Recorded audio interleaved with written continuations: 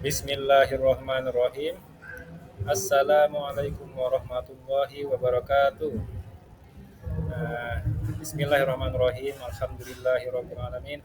Wassalatu wassalamu ala asyrafil anbiya'i wal mursalin sayyidina wa maulana Muhammadin wa ala alihi wa sahbihi ajma'in. Amma ba'du.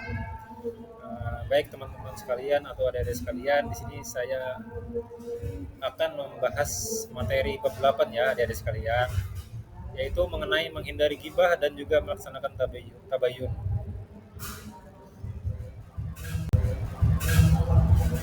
Kemudian sebelum itu saya ingin menyampaikan tujuan pembelajaran pada materi hari ini. Itu poin yang pertama, yaitu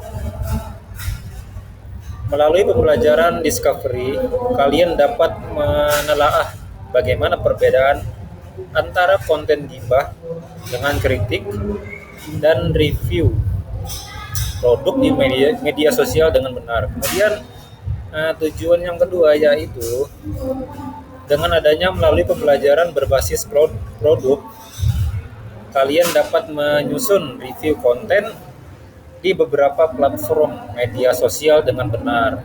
Ya, media platformnya sederhana, menyesuaikan ya. Bisa Instagram, Facebook, TikTok, intinya terserah kalian aja, menyesuaikan saja gitu. Kemudian yang ketiga apa? Yaitu melalui pembelajaran inquiry, kalian dapat mendeskripsikan pesan Islam untuk harmonisasi sosial dengan menghindari gibah tadi ya, dan menumbuhkan sikap tabayun dengan benar. Kemudian ini pengantar ya adik-adik sekalian. Realitas informasi. Tentu saja di era modern ini kita disuguhkan berbagai informasi dari media massa dan media sosial setiap hari. Isu, berita, dan rumor seringkali menyebar tanpa filter yang jelas gitu ya adik-adik sekalian. Tentu saja internet menyajikan informasi yang terkadang tidak jelas sumbernya. Terkadang fitnah sering disuguhkan sebagai kebenaran dan aib manusia menjadi suatu hal tontonan gitu ya. Nah, oleh karena itu adik-adik sekalian, kita hendaknya mencermati setiap informasi yang diterima supaya tidak tersesat dan ikut menyesatkan gitu ya adik-adik sekalian. Kemudian selanjutnya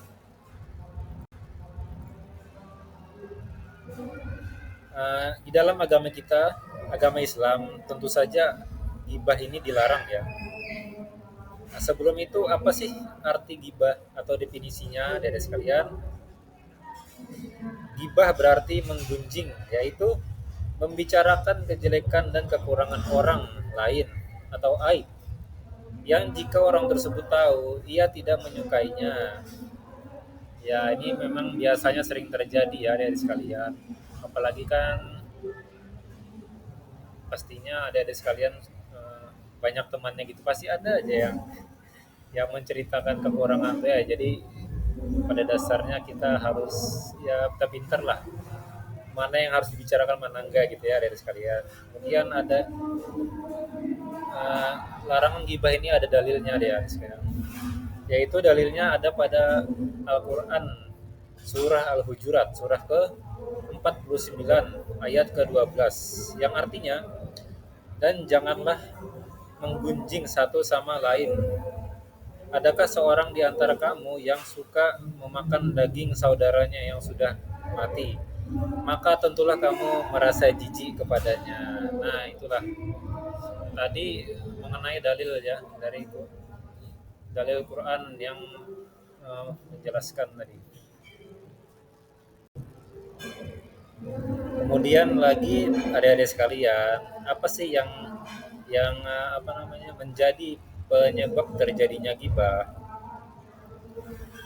Jadi perbuatan gibah sering dipengaruhi oleh lingkungan dan faktor internal diri sendiri. Berikut adalah pemicu utamanya atau penyebab terjadinya ya adik-adik sekalian. Yang pertama itu ada mengangkat diri, ya artinya membicarakan keburukan orang lain dengan keinginan mengangkat derajat dirinya sendiri agar terlihat lebih baik daripada orang lain. Kemudian lagi apa dari sekalian, yaitu sikap iri dan egois. Di mana sikap iri terhadap kesuksesan orang lain dan sikap egois yang cenderung merendahkan sesamanya, ya. Kemudian amarah dan bercanda. Nah, ini biasanya sering terjadi ketika kalian berinteraksi ya dengan teman-teman kalian. Amarah dan bercanda yaitu di mana pelampiasan amarah yang tidak terkendali atau bercanda yang tanpa disadari merendahkan orang lain, dan itu juga bisa menyebab terjadinya ghibah, ya. Kemudian selanjutnya, bagaimana sih caranya adik-adik sekalian menghindari ghibah tadi? Yaitu yang pertama, berkumpul dengan orang soleh, yaitu teman yang baik, ibarat penjual minyak wangi yang memberikan keharuman gitu ya. Jadi intinya salah satu tadi cara menghindari ghibah yaitu apa namanya, selalu berkumpul dengan orang-orang baik, orang soleh gitu ya. Kemudian senantiasa introspeksi diri, melihat aib di diri sendiri dan berusaha memperbaikinya akan membuat kita maju membicarakan malu membicarakan aib orang lain. Kemudian adik-adik sekalian, bagaimana lagi cara menghindari ghibah, yaitu tetap menjaga lisan ya. Menyadari bahwa lisan dapat menyebabkan seseorang masuk surga atau neraka. Nah, jadi lisan ini tentunya berpengaruh sekali ya adik-adik sekalian terhadap sikap kita gitu ya. Kemudian bagaimana lagi caranya menghindari ghibah, yaitu berpikir positif atau husnuzon. Menolak pancingan untuk membicarakan keburukan orang lain sejak awal. Ya kalau ada orang ngajak-ngajak gitu kan, ngajak-ngajak ghibah gitu ya, kalau bisa dihindari lah atau ganti topik yang lain gitu ya, ya sekalian. Kemudian berdoa ya, memohon perlindungan kepada Allah Subhanahu wa taala dari perbuatan buruk. Kemudian apa sih pentingnya tabayun? Nah, sebelumnya saya jelaskan dulu ya adik-adik sekalian, apa sih tabayun itu? Jadi secara bahasa berarti mencari kejelasan. Secara istilah, tabayun ialah proses meneliti dan menyeleksi berita, tidak tergesa-gesa dalam memutuskan hingga permasalahan menjadi jelas dan benar. Nah, terus tentang tabayun ini ada dalilnya dari sekalian, yaitu terdapat pada Al-Quran surah Al-Hujurat ayat 6 surah ke-49 yang artinya, wahai orang-orang yang beriman, jika seseorang yang fasik datang kepadamu membawa suatu berita, maka telitilah dulu kebenarannya. Jadi sebelum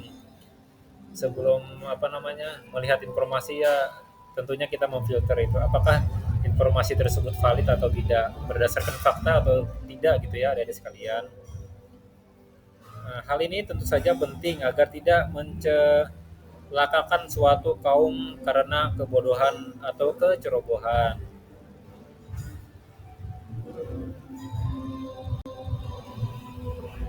Kemudian tabayun di media sosial.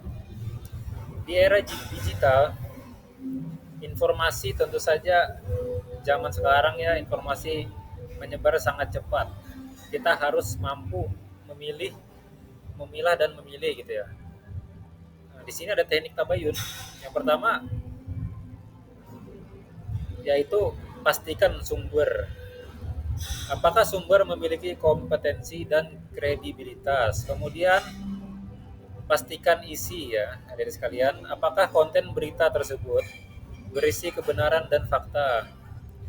Kemudian pastikan konteks. Verifikasi waktu dan tempat kejadian informasi tersebut. Kemudian apa sih dampak negatif dari medsos? Nah, tentu saja ada ya adik sekalian. Yang pertama yaitu kebebasan informasi. Konten tidak layak konsumsi mudah diakses jika tidak adanya filter.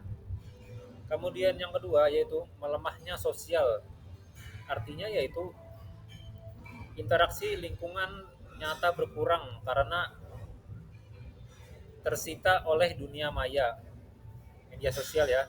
Kemudian yang ketiga, dampak negatif medsos yaitu dapat menyebabkan kelalaian ibadah. Kesibukan bermedia sosial bisa melalaikan kewajiban agama seperti ibadah kita, sholat, dan hal-hal yang penting lainnya gitu ya. Kemudian bagaimana sih langkah mengatasi hoax tadi? Jadi yang pertama, hati-hati judul yang provokatif. Berita hoax sering menggunakan judul sensasional bandingkan dengan situs resmi gitu ya. Kemudian cermati alamat situs, pastikan informasi berasal dari URL atau website yang kredibel dan terverifikasi.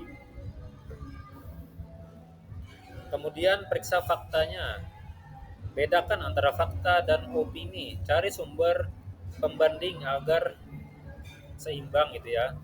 Kemudian cek keaslian foto. Foto sering dimanipulasi atau digunakan di luar konteks aslinya. Kemudian ikuti atau follow grup anti hoax, yaitu bergabung dengan grup diskusi untuk mendapatkan klarifikasi berita yang kita yang kita peroleh gitu ya. Nah, kemudian hikmah dari melaksanakan tabayun. Yang pertama itu kita kehati-hatian, yaitu di mana kita melatih diri untuk selalu berhati-hati dalam menerima dan menyebarkan berita, menghindarkan diri dari dosa jariah, penyebaran fitnah. Kemudian apalagi? Yaitu menghargai terhadap sesama, maupun sesama teman, sesama orang tua, atau sesama yang lebih muda dari kita, semuanya ya. Yaitu mencegah terjadinya kesalahpahaman yang dapat merusak hubungan antar sesama manusia. Kemudian hikmah daripada melaksanakan tabayun yaitu kedamaian. Artinya menciptakan kerukunan, menjaga persatuan dan kedamaian hidup di masyarakat dengan berbaik sangka atau husnuzon. Kemudian ya ini kesimpulannya, harmonisasi sosial. Tanpa tabayun, kesalahpahaman akan sering terjadi. Mari ciptakan lingkungan yang positif dengan menghindari gibah dan selalu memverifikasi kebenaran. Yaitu adik-adik sekalian terkait materi yang disampaikan pada hari ini mengenai gibah ya, gibah dan juga tabayun. Kurang lebihnya mohon maaf. Wabillahi taufiq wal hidayah. Wassalamualaikum warahmatullahi wabarakatuh.